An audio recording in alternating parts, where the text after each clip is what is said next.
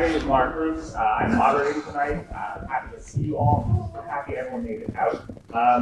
So tonight we have the pleasure of two candidates, for Congress who are here to answer questions, talk about current events, and to get your thoughts as well. We've got Andrea Crooms, who is running in Maryland's 5th District, and Gabriel and Jimba, who is running in Maryland's 4th District. I want to note that the incumbents in each of these districts are large advocates of Israel's conservative government, usually funded by AIPAC. So putting that out there, I also want to note that in the rear, we've got signups for participation in each of the candidates' campaigns. For all of the activities that will be taking place for the next month or so, you can sign up, volunteer. So I don't want to linger too long on myself, and talking, we'll have a pretty extended question and answer period after this. Really, I hope that tonight is like a space for discussion, space for mutual respect and pursuit of peace. But let's see, who's going to go first?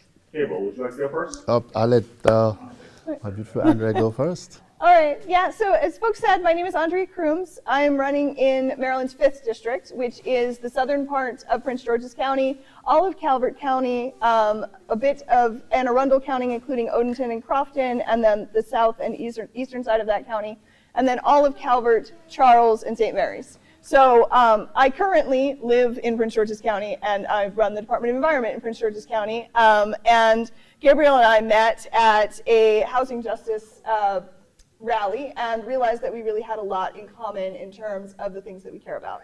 I also want to recognize that another woman who is running in the 5th District is here, and this is Quincy Barabee, who is also, my opponent, but also my sister, right? As women, we don't see it that way. We have so much in common in terms of our goals and the things that we want to see for Maryland and for America. So I'm so pleased that you're here. But so my name is Andrea Crooms. Again, I went into this race really wanting to make the change that I wanted to see in the world, right? And really was thinking mostly about economic issues at that time. I was thinking about the fact that, I have a 16-week-old daughter, so I understand the squeeze of both having to pay for childcare and having to take care of my parents.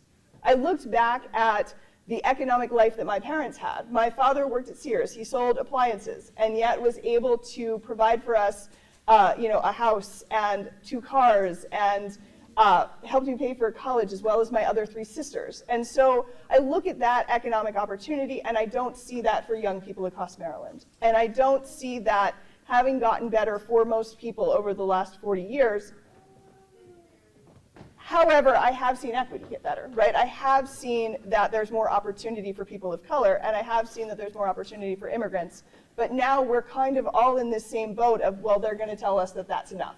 And that's not enough, right? Because we have to have real jobs here. We have to have real investment in infrastructure here. We have to have the biggest thing that I hear when I knock on people's doors, because we are in a lot of ways an aging community, is that people's children aren't staying here because they don't see a pathway. They don't see a way to start a business. They don't see a way to own a home. They don't see a way to own to have a family and just have the life that they want to have. So they go somewhere else where it's a little bit cheaper to live.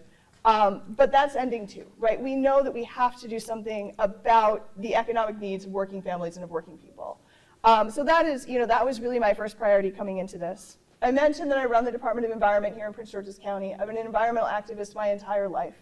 I don't feel that the work that we're doing, although it's exciting to see that we're making investments in climate change and exciting to see that we're making investments in infrastructure, is nearly enough to get us to where we need to be in light of the crisis that we're facing in terms of both climate change and in environmental degradation. We need to solve both of these crises now together. I came into this because I wanted also, from an international perspective, to raise the United States to being the person that I want the United States to be. I want us to be the big brother democracy, big sister democracy, who has been through everything and wants to lead other people in that direction. I do not want us to be the country who makes promises and breaks them. I do not want us to be the country that provides bombs to people who are killing children.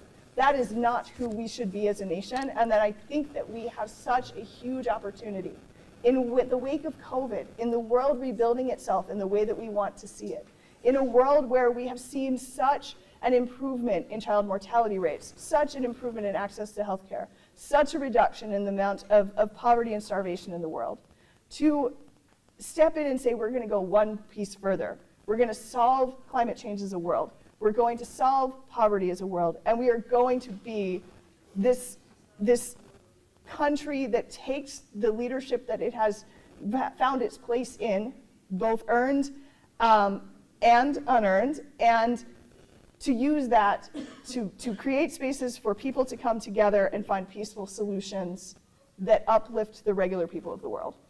And so now, as we've come into the events that have once again risen in Palestine, because this is a very old issue, an issue that we have been on the wrong side of history on for a very long time, that we now have the opportunity to right ourselves on. I think that this is the issue of the moment and the issue of our time. It is an opportunity for us as a nation to say, look, we picked the wrong side. We picked the wrong ally. And now that ally is not the person who we want to be. And we are going to stand behind people who are seeking self-determination. We are going to stand behind people who are seeking justice. And that is the side of history that we want to be on. We are not going to make the mistakes that we made in South Africa or Namibia, where we were not on the right side of self-determination, but instead say that the Palestinian people need and deserve their own country. They need and deserve genuine freedoms. They need and deserve genuine opportunities for self-determination. That's where I am today. Gabriel. Well, yes, thank you, Andrea, Andrea is the one who brought me into this, and I deeply appreciate this. I want to first of all give it to her and Quincy, who is running, because in the United States Congress, we have 1% of women in the House of Representatives representing the entire, women population that we know in this country, and I think there's something fundamentally wrong with that. So let's give it up for the two of them for running. So my name is Gabriel Njinimbod. I'm originally from Cameroon in Central Africa, and I came here about 24 years ago, raised by parents who weren't fortunate enough to see the four walls of an elementary school, but was very determined to see that their children can achieve whatever they want, especially if they put their minds to it. We really struggled when we were growing, and I've always looked on America from the age of 12 as the beacon of hope and prosperity, all over the place. And so I've always dreamed of coming to these United States. And fortunately for me, I was able to come here with the help of some friends and some of my family members. And when I got here to Chicago, it was a completely new place for me. I got lost for several hours. But this country being what it is, with very good people, good Samaritans, a guy, his name is Mr. David Nelson. He could see that I was very exhausted from an 18-hour-long flight, and he wondered where I was going and where I came from. And he could see I was lost. So he asked me if I had where I was going. I said I was going to Ohio. And he asked if there was somebody picking me up at the airport, and I said no. And he was like, so how are you going to get over there? Because from the airport to where I was going to was quite a long distance. But he helped out. He offered to give me a ride. Knowing what it is, you can't just jump into somebody's car. But I did it. I jumped into his car. He took me to the school where I was going to, and the school was closed. And he suggested that I should not stay around. He offered to pay for my bus fare for $60. And that's how I ended up in Washington, D.C., where I started off working at a seafood restaurant right down here in College Park, Maryland. And for a couple years, I struggled, sold bottles, 5 cents, 10 cents, saved up money, took computer classes, became a systems engineer where I worked for this county for 2.5 years, worked for Baltimore City government for 18 years, supporting city agencies in the IT division. And with the help of student loans, I was able to go to law school, got a law degree, opened up a couple of small businesses, and I'm raising 3 children with a wife and now I'm running for United States Congress. I say all these stories to tell you that this country is one of the best countries in the world. But at the same time, there is a sequence of injustices that exist in our country. And money in itself has ruined the democratic process in this country. And we know so by the incumbent and the establishment folks, both in the Republican and Democratic Party, who are in office today, who have been sponsored by very big folks like my moderator said here. Israel is one of them. And for those reasons, we have completely been left out. We've completely been left out. The ordinary folks like you and I in this room have completely been forgotten. And so it takes ordinary people like you and I to be in Congress to make the laws that affect ordinary people like you and I. I could bet you that if we had folks like Andrea and myself and Quincy and ordinary people like you and I in this room, the suffering that the people of Palestine are seeing every single day, including today as we speak, would probably be different. Because anybody who has a conscience, seeing the images that come out of these places every single day, relentless bombings of children, babies as young as 2 months old in hospitals abandoned for days, something can be done. As far as this district is concerned, for anybody who knows, and the neighboring districts, anybody who knows and have children in the public schools, know that we have children in a struggling public school system. Our kids are still struggling with an 8% proficiency in math, a 24% proficiency in reading, and a declining 76% proficiency in graduation rates. And the district has a 23rd position out of the 25 school systems in the whole state of Maryland. Now, I don't know who wants this kind of report card for their kids. I don't want it, so I don't want it for the children of anybody else in the district, even across the state, because those kids matter to us even if they're not our children. So the time when we have to settle for this status quo is gone. We need to do things that are better, that ordinary people, janitors, nurses, police officers, firefighters, truck drivers, students and teachers, all these folks who are ordinary on the streets every single day, they're the ones that we need to take care of. Because as we know, a great majority of the establishment folks, the very wealthy members of Congress, they're paying their 4th, 5th, and 6th mortgages as we speak right here, right now. We met at a rent stabilization event where we're trying to make sure that landlords don't extort money from regular folks who are struggling every day to put their kids in school, pay their mortgages and car loans and credit card bills and stuff like that. So I think that Andrea, myself, and anybody who's running and is not part of the establishment are the real people we need, because they understand squarely what it means to be ordinary, what it means to earn a minimum wage, what it means to work 2 jobs, what it means to work 16 hours straight to put food on the table, send your kids to school, and watch them achieve their own American dreams. So I think that time is now. As she said, that moment is now when we have to stand up for ourselves, for people who are occupied and starved and oppressed, so especially in the Muslim world, not just in Palestine, in Sudan, and all across the globe. So this is that time. But if anyone has any questions, anything they'd like to talk about, now is the time. Gentleman in the back. Well, I applaud anybody who decides that they want to run for office, especially in a system in which incumbents have everything going for them, and people who are challenging the incumbents have virtually nothing going for them. You're running in a primary, and I'm interested in knowing how we can help you get in Prince George's County, the Maryland Democratic Party, will allow you the opportunities to speak to Democrats in the 4th and the 5th. Because right now, the Maryland Democratic Party will be wholly supportive of the 2 incumbents. And I don't know how I can help you, so I'm hoping you can help me help you. Be invited to the regular Democratic clubs, be invited to the social functions that the party does, so that you can be seen and heard by more people. Yeah, so I mean, you don't need an invitation to go to the Democratic clubs. And I certainly have been making the circles of the Democratic clubs and found people really, really receptive. I mean, I think that's what's really exciting, is that people are really receptive to change.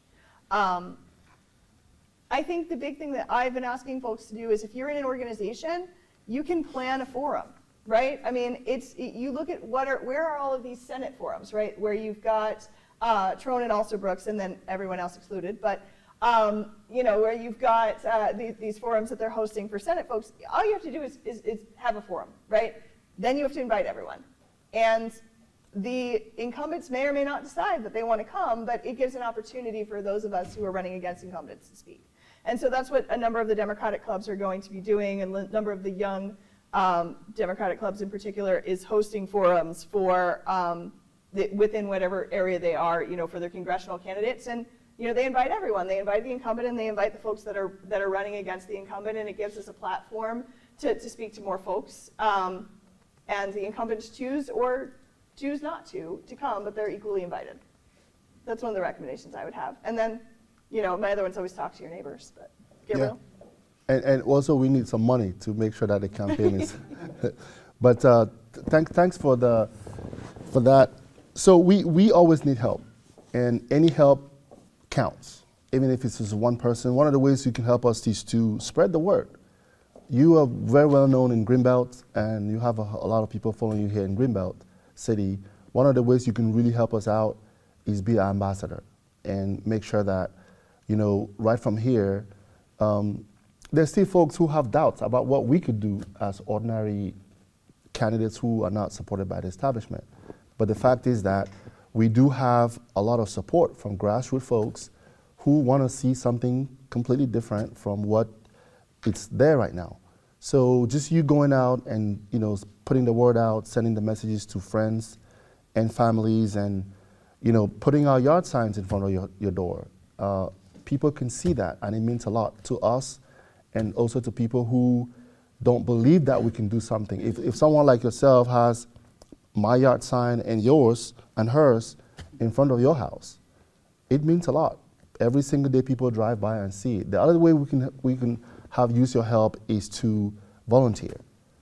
We need to knock on 550,000 doors in Prince George's County of active voters. We need an army of folks to do that. We need a lot of phone calls made to all these voters. We also need flyers to get distributed. So there's a gazillion ways in which you can help us. So, and we always, our phones are available to call, emails, however you can meet us, we're here, we're ready. My guess is that Steny Hoyer's phone number is not on his website. Mine is. So, whether it is to help or whether it is to say, how do I get XYZ done in my neighborhood? I'm here to support that. So. We got any other questions? Also, please introduce yourselves if you're going to ask a question. I think that'd be helpful.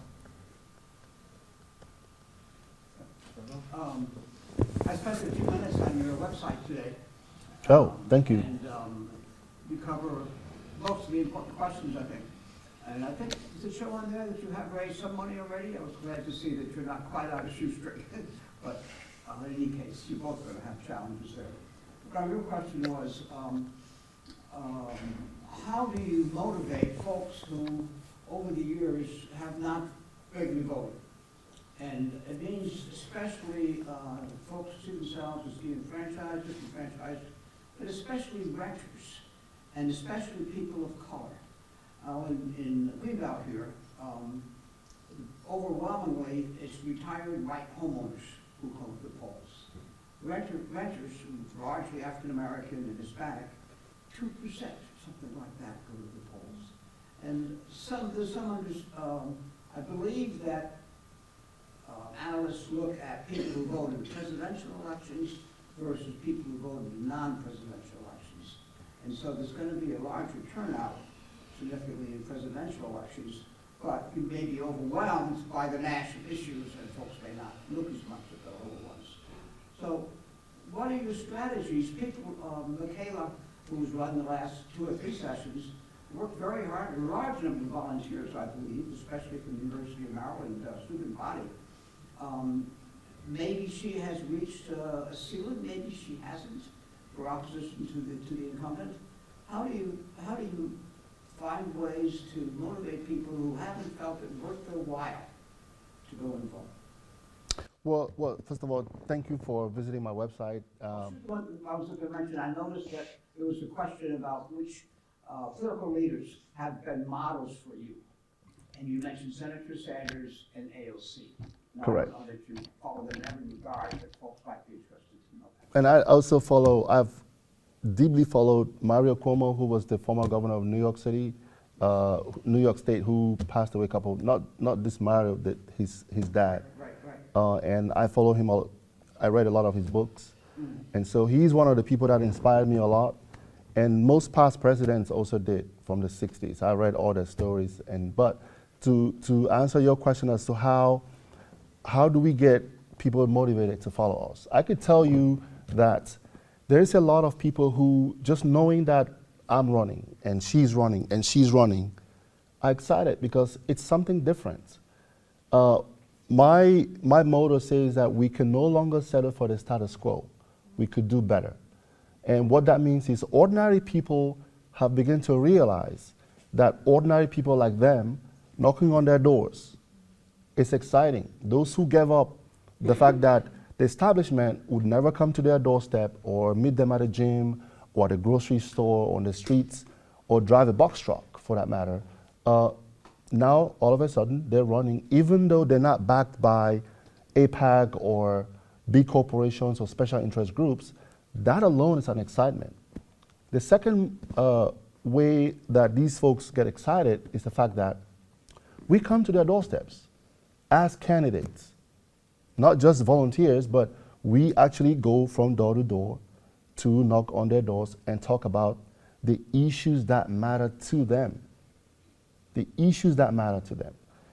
I'll give you a couple of examples. I've been to several public schools in the district, and I spoke to students. I spoke to teachers. I spoke to front desk workers. I've stopped the trash truck drivers that come to my door to pick up trash on a Tuesday morning. I give them water, I give them coffee. I speak to them, and they wonder if this is truly a candidate who is running for the United States Congress, because they don't get to see that a lot. Because what they see is TV ads, radio ads, and so they don't get to talk to a candidate one-on-one. So that enough is also something that's very inspiring to them. The other issue is, the other reason why they get very inspired, especially now, is because we talk about issues like education. We talk about issues like safety. In the district, Prince George's County is the second in crime in the entire state of Maryland. Now you have somebody who comes to your doorstep and actually talks about carjacking, break-ins, and things like that. That means a lot to some of these people. You go to small business, you go to people who are entrepreneurs, who own small businesses, and you talk about the fact that there's a lot of administrative bottlenecks in getting licensing and permits to establish whatever they struggle to save money to open. Now you have somebody who comes in there and also has a background in business. That gives them some hope that, you know what, you have someone who is running, who's opened a business, who understands what it means to have an architect call a plumber, an electrician, and go through all the licensing and permits to have a liquor license. Now you have someone who truly understands what that process takes. And so if you go over there, you don't want to take 14 months to get a liquor license for your business and take 2 months to have a gun permit. So these things has inspired a lot of folks who completely lost hope in the democratic process in this country. And I think that people like Quincy, Andrea, and myself, we're here to rekindle that hope that's been lost in this country for so long. And I think that once we win, this whole image is going to change and bring back some hope to both the young generation and even our seniors who need help the most, who need, to prescription and medication prices lowered, because they see real people in front of their faces, in front of their doors, speaking to them. Yeah, I mean, I would second everything you said, and I would add to it organizing. I mean, the other big piece is going to folks' stores, and one, I can usually answer the question of who can do what for you and connect you to the right person, right? I literally pick up the trash. It is literally my job to collect the trash, right? So, I mean, I understand how county government works, and I understand how local government works, I understand how state government works, I understand how federal government works, and I can connect people, and I take someone's number. If I take your number, I'm going to call the right person to help you with your issue or connect you to the right thing. And then I'm also going to work with other organizations and CBOs to bring people together and do more organizing. There was an issue in Southern Maryland around folks who were, one of the things that we learned when we knocked on their doors was that they were at risk of losing their homes to redevelopment. And so being able to organize those people and get them all together and bring them to their county commissioner to talk about this issue and try to find a solution. So I think that it's not just knocking on the door and being like, hi, this is who I am, but also, what's going on with you? Can I help you? You answered your door. Is there something that you need? And I think that's really unique to candidates like us that are, these ground game, true ground up candidates, right? These true grassroots candidates where it's well, we've been through this, whether it's permitting, whether it's, eviction, whether it's, not being able to get something that you need done. We're there to do it. And I think that shows a sense to people of, we actually will be there to do it later too, right? We're not just here now, but we actually want to be a part of the community. And just to add to what Andrea is saying, the immigrant population, for a very long time, don't see why they have to be part of the democratic process. And there's a lot of reasons for this, because one, they're working 2 jobs, 3 jobs to put food on the table. They have family back at home they have to take care of. And so when they see someone who understands what it means to leave home 13,000 miles from home and come to this country, and also understand that you have somebody who can fight for the fact that you have to wait 10 years to have a United States citizenship, or 5 to 7 years to have a work permit. And within these 5 to 7 years, you're literally sitting at home, in most cases looking for something to do when you're able and eager to work. But you can't because you have to wait. And for a very long time, these laws of citizenship or immigration immigration policies is made by people who have no idea what immigrants go through in this country. And so you have somebody who is running at the grassroots level, who understand and interact with these immigrants every single day. Now it gives them hope that I have someone who truly understand what it means for me to brave the jungles and the high seas, or leave your family back at home. Sometimes you're the only one, the only son or the only daughter comes to this country. You don't want to wait 10 years, especially when you work, they give you an ITIN, you pay taxes, you send kids to school, you pay mortgages, you pay credit card bills, you pay student loans. And so the excitement is there now that there's someone who understands. And there's also someone who is not pro-war. There's someone who understands that we necessarily don't have to take weapons to solve problems when we have differences. We're all human beings. In five decades ago, when the astronauts were circling the moon, at some point they took a picture of a small golf ball-like structure, that big. You know what it was? It was the Earth, that small, from the moon. They didn't see boundaries. They didn't see Muslims. They didn't see skin color. They didn't see race. They didn't see any of that. They saw the Earth as a small ball with everyone as one people. But we know what's happening now. Special interests, greed, self-interest, careless about, other races, other religion. So our combination is an inspiration to a lot of people.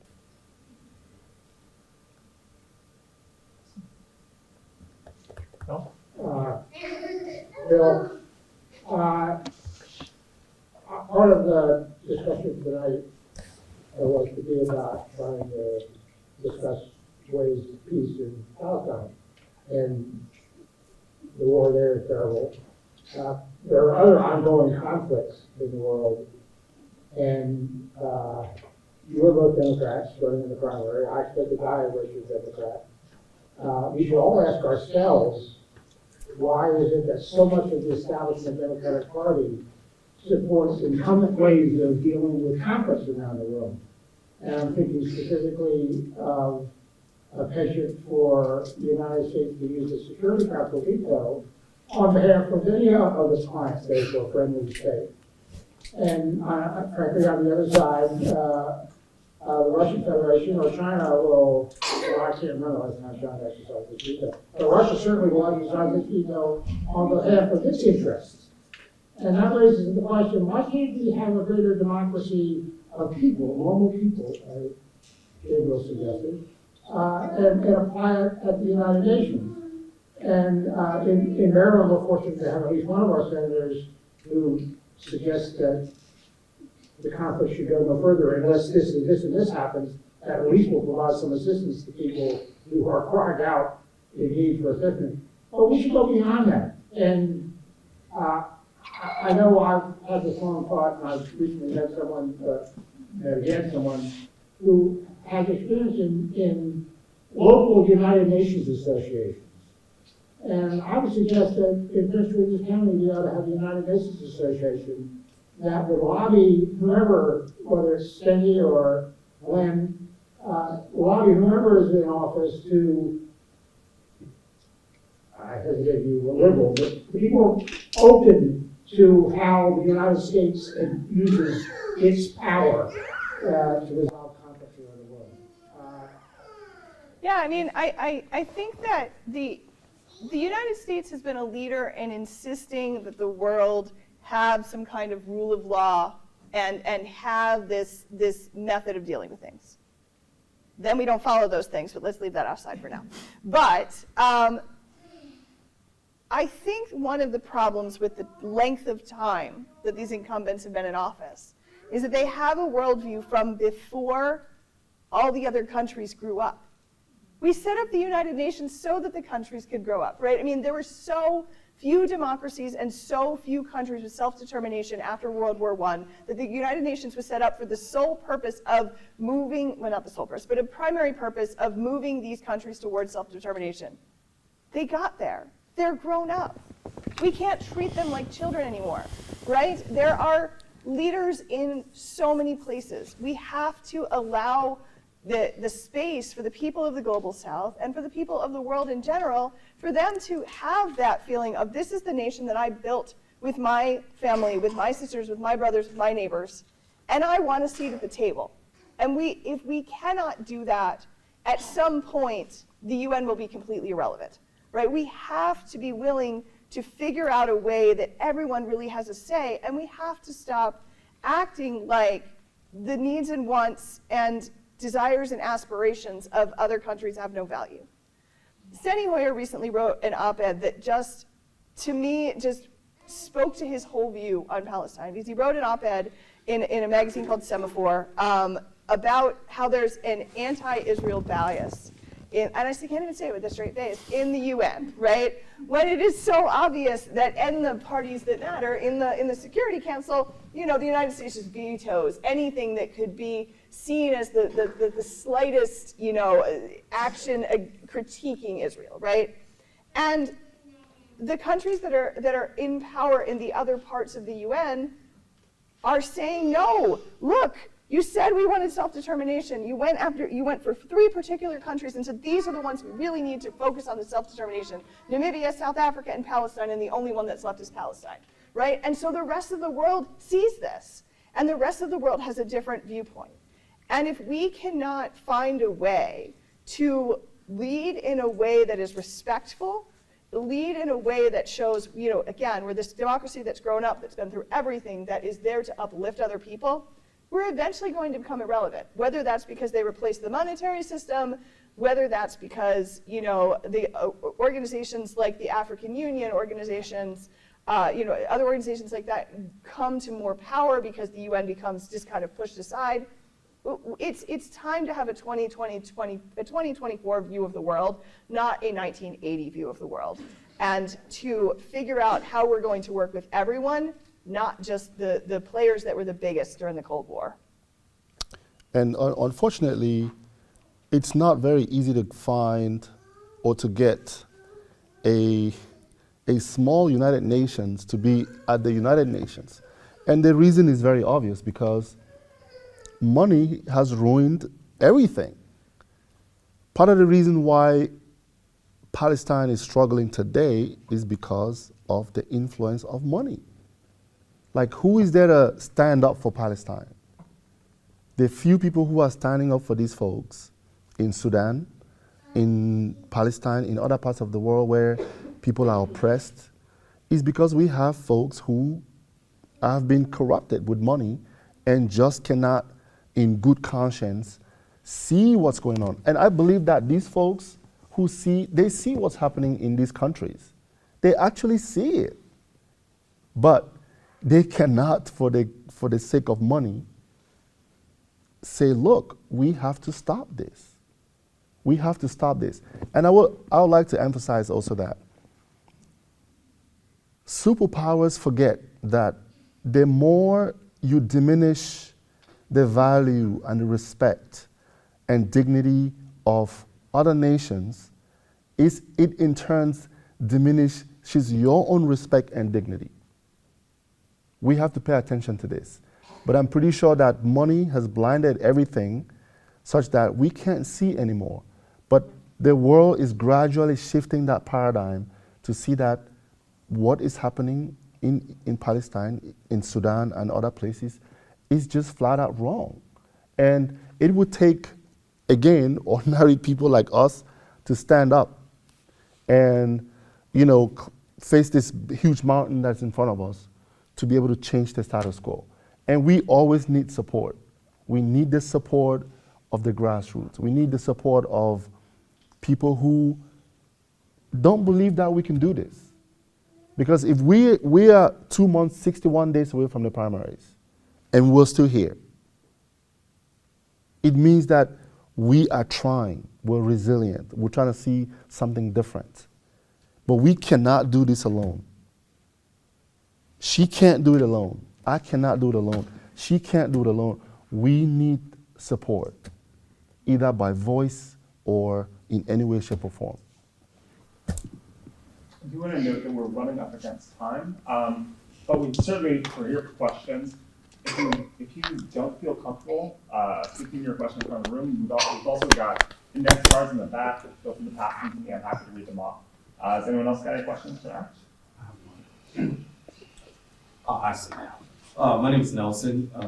So 5th District, I live in Upper Marlboro, so same thing, 4th District, 5th District, the same. My question is geared towards how can we break the glass ceiling? So Glenn and Stanley, they're basically status quo candidates, right? They're backed by big money. We'll talk about grassroots, like working with grassroots organization, like talking to people. The issue is, what can we do from a technological standpoint, where I'm talking about TV ads? What other steps or strategies are you taking that you could use to kind of go behind them to kind of, you see what I'm saying? So that's what I'm trying to find. So for me, I learned relational organizing in the Bernie campaign. And relational organizing is basically word of mouth, right? It's modern word of mouth. It is using technological tools to spread word of mouth. And certainly social media is a huge one, right? The places that I've done interviews are often podcasts or really famous TikTokers or, folks like that, where you can really get the word out to a lot of people at once, right? So it's that word of mouth, it's that relational organizing. I used to work for a startup and learned a lot about using different tools to reanalyze the way that data looks. So I took, all of the van data and I'm looking at it differently. I'm taking the information about that the Democratic Party uses in one way to look at the voters and looking at it differently as more opportunity, where they see a challenge, I see an opportunity, right? Talking about people who rent versus people who are homeowners, right? The traditional Democratic Party wants a retired homeowner who has voted in every primary election for the last 4 years, and is, a moderate Democrat. That's who they're looking for. I'm looking for the exact opposite, right? I'm looking for that person. I want to talk to that person, and I've been very convincing to that person. So I would say that the regular voter has only voted for Steny because they didn't feel like they had a choice. But, you kind of add to that, like, I want to engage people. Like Gabriel was saying, there's so many people that need to be engaged and want to be engaged. And we look for things that are engaging to folks, right? Around the organizing, right? Like, we came here when we talked about breaking a fast, even though neither of us are Muslims, sort of talking about it because it is such a beautiful concept. To me as a person who also lived in Africa and lived in a Muslim country, but like the organizing around that is great fodder, right? I mean, we're going to have an uncommitted campaign in this state, right? Because you can vote uncommitted on the Democratic ballot here, which means that folks can vote uncommitted to say that they want Joe Biden to change his stance in regards to Palestine. There are folks who are actively, working to get things past the state house level. Those are folks who we want to organize with, who may not otherwise have been inclined to go to the Democratic primary. For me, I'm a farmer. I go to the Farm Bureau meetings and I talk to the ladies of the Farm Bureau, and most of them are registered Republican, but they're totally willing. I sat there one night and changed a bunch of people's registrations with them on the computer over to Democrat just because they could vote for me, because they're like, oh well, I vote against Steny every time during the general, but I can't do it in the primary. Well, there's no one I want to vote for in the primary. Why don't I go ahead and switch it over? So it's looking for those folks that haven't felt enfranchised and enfranchising them, and it's looking to provide genuine value as a member of a coalition that's organizing for things that are important to people, so that people want to come out and vote for you because you're doing the work. I agree, 100%.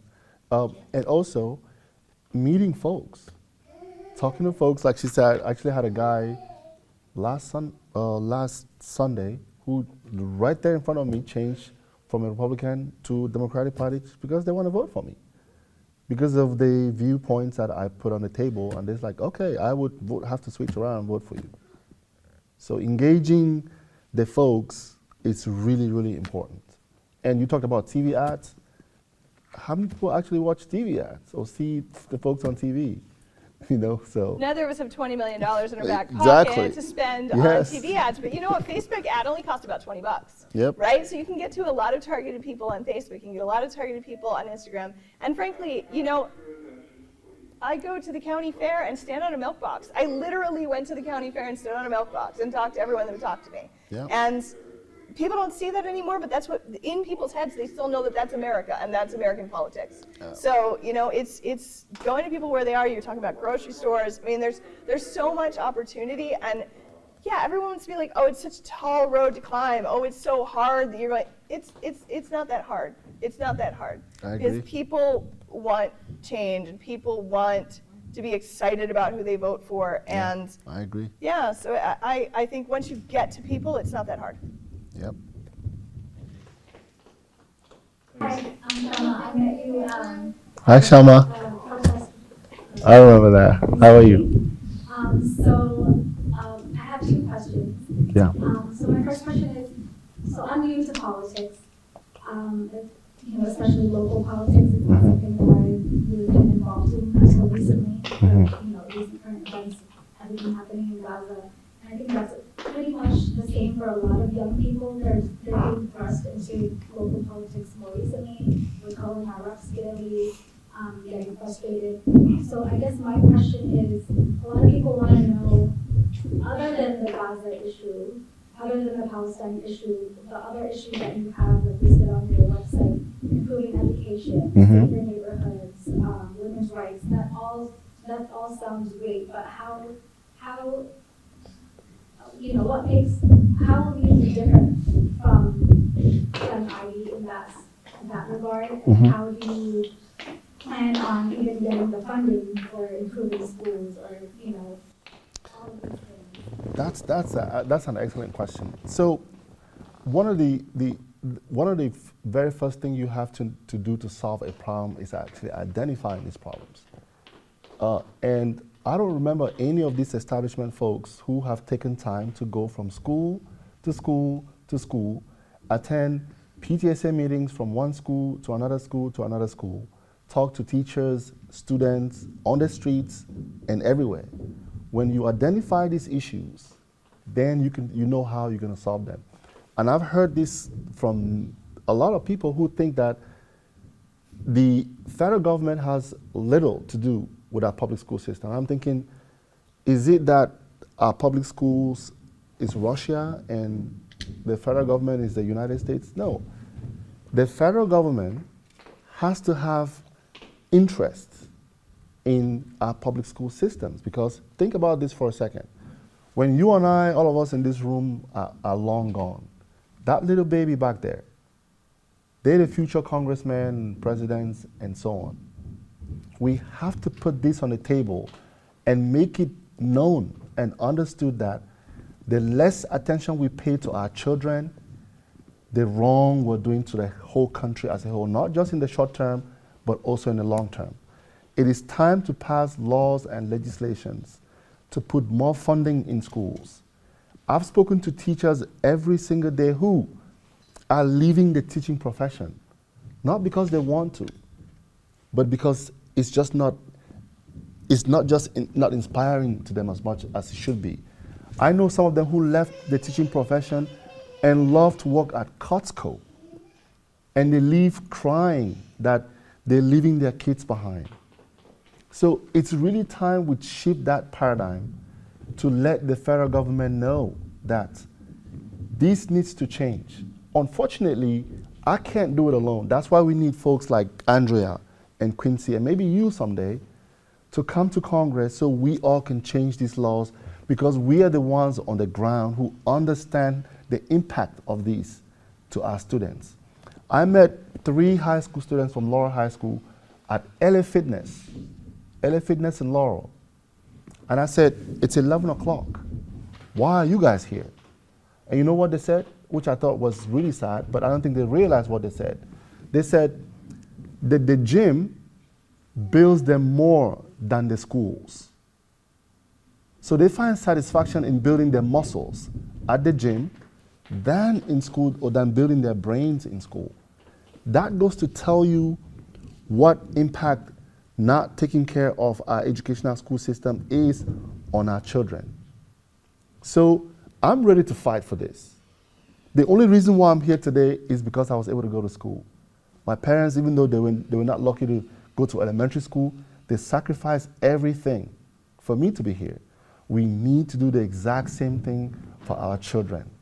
Because we could be the most powerful military on earth, but what use is it of a very powerful military when we have children who are struggling with an 8% proficiency in math and can't read at only 24%, and only 76% of them could graduate? What do you think is going to happen to the rest of them when they can't go to school or they can't graduate? And then that brings me to my second point, crime and safety. You could complain about the crime rate all you want. What do you want folks to do if they can't go to school, if they can't graduate? You know, the devil will always prey on the weaker side of all human beings. If you don't give yourself something to do, the devil will prey on it, especially on our young ones. So we need ordinary folks to be in that house to change these laws. I could go on and on and on, but we're running out of time. Shama, you and I could have a longer discussion about this. But on my website is there. We could talk about these. I could talk about this for hours because I'm very passionate about it. Andrea. Just super quickly, I mean, I think, yes, everyone uses the same dang language, right? Like you see equity and justice, and you see, I want to work on crime, and you see I want to work on education. Who's done it, right? Like when I say that I want to work on equity and justice, I served as a public defender in both Appalachia and in Philadelphia. I built the first legal library that was available to regular residents of Philadelphia so that they could come in and get advice. I staffed it with off hours public defenders so that they could get free legal advice. I changed the laws in Philadelphia to make sure that our children, if they went to juvenile detention, were closer to us so that we could maintain that relationship with children who needed to get back on track. Environment, everyone says that they're pro-environment. You know, not only am I constantly in the streets arguing for climate change, I run the Department of Environment and built one of the, you know, the best waste systems that's recognized as one of the best waste diversion systems in the country. I brought $100 million for us to work on bringing more black farms back to Prince George's County, you know, to work on our waste diversion systems, to work on composting education in schools, to work on stormwater. So I think you look and you see, do you just say it or do you actually do it? And, you know, I'm really proud of what I've done. And, you know, in 22 years of public service, I came out of law school, I could have gone and done something fancy. I could be real rich right now sitting on a beach. And I chose to win at leading and creating better spaces for people, right? And creating better governments and bringing more people to the table to have the conversation about what builds things, right? We could have written the climate plan in a dark room with experts. Instead, we built a climate resident advisory group from people all across the county to give us their ideas. That makes it a lot harder, right? It makes it a lot harder when you have to look and really try to meet the needs of the community, but it makes it a lot better. And so I think the challenge is always, okay, you hear all these lovely buzzwords, whether they're DEI, whether they're justice, whether they're, you know, peace. What is the person actually doing in the government and in the streets to see that it is achieved? Yeah. The other issue, Shama, is the disconnect between those who say they're going to do it and those who could actually do it. Like she's said it and she's actually doing it. Like you can't solve these problems from a mile away. You have to go in there and see it for yourself. Helping small businesses, you have to have had one to understand the issues they face. A lot of these folks don't. They're in their 80s, most of them. So, not saying anything's wrong with somebody who is in their 80s, but I just think that they've served the country. They've given their best to their country, and it's just time to give a chance to people who are willing and eager to do the same thing to do it. I signed up for term limits. I don't want to be there forever because I know there's a lot more folks in the back who's trying to come. I think she has a hand up. We've got time for one last question. Okay. Hi, just real quick, you mentioned the crime rate and perhaps increasing policing. I think I saw that on your website. How do you plan to balance that, or, you know, with the increase of police brutality, especially against the Black community? How are you going to avoid that or decrease the violence of the police violence and also increase police presence? I'm not really sure. So that's a very good point. We can have police presence, but we have to have good cops on the streets. I've had encounters with police where they pull me over for something that did not even exist at all. I could have reacted in a very bad way because I knew that he was lying. But I was able to get his name and his badge number, and I called the office. I actually went to the police department in Laurel City for something one of the cops did to me, and they wrote a letter apologizing for what he did. So balancing crime and safety is, first of all, that we have to keep people engaged with work. There's a ton of old and abandoned houses in Prince George's County where we could, and I know we have the resources if we prioritize this right. We can bring down these old houses and put buildings that can build chips. 15-year-old students in China build chips that we use on our watches. Why aren't we doing this here? You have those old telephone booths that Verizon used to use 10, 15 years ago. We still have some of them on our streets. Why can't we get students or people who are looking for something to do to take those things out? And I can tell you, saying that an idle mind is the devil's workshop. Kids who are idle are more prone to having encounters with police. If we can reduce the amount of idleness that our kids do have and get them engaged, we will have less encounters with police. You wouldn't have time to go argue with a cop who is trying to do or say something to you that wasn't right. I've had encounters with cops where all I needed to do was react in a way that was not okay with them. It would have gone south. But I listened to them when they talked to me. I'll give you a good example. He pulls me over, and he said, "Can I have your driver's license and insurance?" Sure. I reached out to get it. He said, "Don't worry about it. I'll look it up in the computer." Okay. Comes back with a ticket of $400 that says, "Failure to show your driver's license and an insurance." That's what it said. And I said, "I can't sign it." He said, "Well, it's already in the system." I said, "I'm a computer analyst. You put garbage in the computer, you can take it out." He said, "Well, I can't do it." I said, "Who's the supervisor?" He said, "He's the supervisor." I said, "Who is your sergeant?" He said, "The sergeant is not here." I said, "Who's the lieutenant?" Then he said, "The lieutenant's in the office." I said, "Okay, I'll sign it, but I'm going to go straight to the department right now."